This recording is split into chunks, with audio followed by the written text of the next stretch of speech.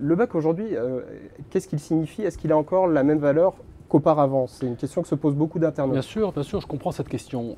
Moi, je réfute ce discours défaitiste d'une éducation nationale qui serait à la remorque, à la ramasse, et ou de discours qui expriment des louanges vers le passé, ou à ce passé, il y a 30 ou il y a 40 ans.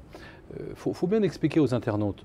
Aujourd'hui, il y a 65% d'une génération qui est au niveau du bac. Il y a seulement 25 ou 30 ans, il y en avait 20%. C'est une nouvelle exceptionnelle, formidable, parce que ça veut dire que le travail de l'éducation nationale, donc d'abord des enseignants aux côtés des élèves, a permis globalement d'élever le niveau moyen de connaissance de l'ensemble des jeunes Français.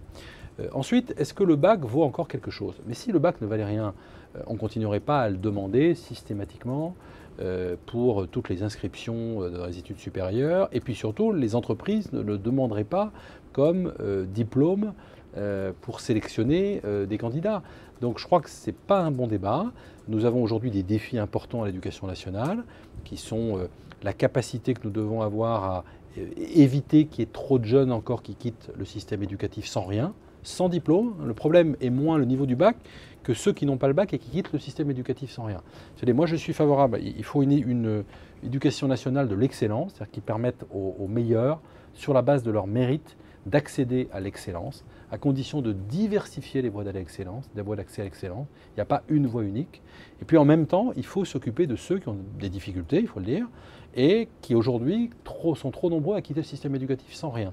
Donc c'est l'idée d'une personnalisation de plus en plus de l'offre éducative.